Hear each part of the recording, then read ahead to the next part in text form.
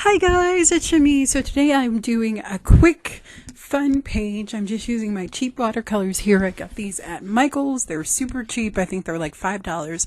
And what I love to do in my art journal is just create shapes and kind of doodle and write inside of them. It's really fun. So today I decided to share with you how I do that because these get lots of likes on Instagram. You guys seem to really like these.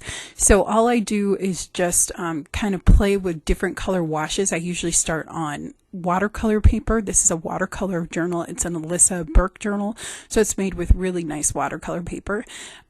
You might be able to get away with doing it on like thicker paper, but mostly for my pages, I do use watercolor paper when I'm working with watercolor. So I'm just getting my brush wet and dipping it in the color. I just want different saturations or different kind of levels of pigmency on my shape, so that's all I'm doing. And I decided to work in cool colors. Mostly when I make these pages, I usually pick one color family to explore and just a simple shape.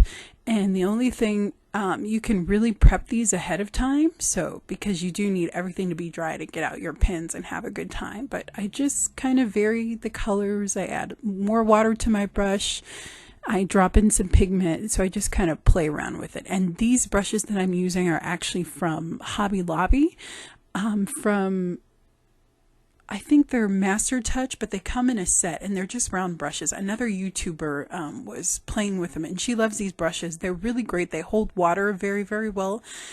They're like kind of multi-purpose brushes, but you can absolutely use them with watercolor. And now I'm going to do my favorite thing pretty soon here, and I love this lime green color. It's really beautiful. I love these colors. They do dry pretty chalky, but they're totally fine for your journal. Yeah, and I don't mind using cheaper supplies. And now I'm going to add some splatters because I love splatters. So I just get lots of water on that brush and just add lots of splatters, and it gets into some of my shapes. But I really love how that turns out. So now we're going to get out the pens. And for this, I normally just pick just simple doodles, and sometimes I like to write words. So I needed this message to myself, just to love anyway, even when it's difficult.